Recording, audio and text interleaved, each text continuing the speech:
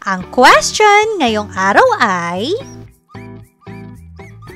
ano ang mga katangian ng mabuting kasapi ng komunidad? Ang komunidad ay binubuo ng mga tao na magkakaugnay at nagtutulungan upang mapabuti ang kanilang pamumuhay. Upang maging epektibong kasapi ng komunidad, mahalagang malaman at isabuhay ang mga katangian ng mabuting kasapi. Ang bawat tao ay may tungkulin at responsibilidad sa kanyang komunidad. Isa sa pinakamahalagang katangian ay ang pakikipagkapwa-tao o pakikipag-ugnayan.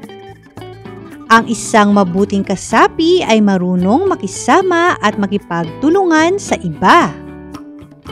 Halimbawa, kapag may bayanihan sa paglilinis ng barangay, aktibong nakikilahok ang mga mabubuting kasapi upang matulungan ang kapwa.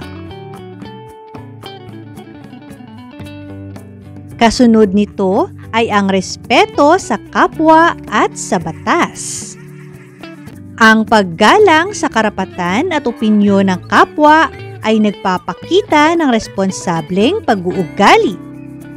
Halimbawa, sa isang barangay meeting, pinapakinggan ng mabuting kasapi ang opinyon ng bawat miyembro bago magbigay ng sariling mungkahi. Ang pakikiisa at pagtulong sa kapwa ay isa ring mahalagang katangian. Hindi lamang sapat na naroon ka sa komunidad, kailangan ay handa ring tumulong sa oras ng pangangailangan.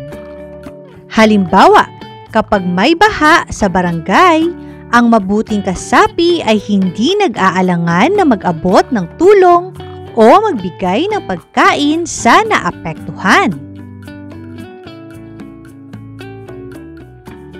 Bukod dito, mahalaga rin ang responsibilidad at disiplina.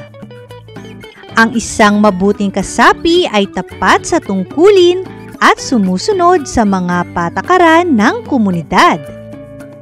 Halimbawa, regular na nagbabayad ng buwis o sumusunod sa tamang pagtatapon ng basura.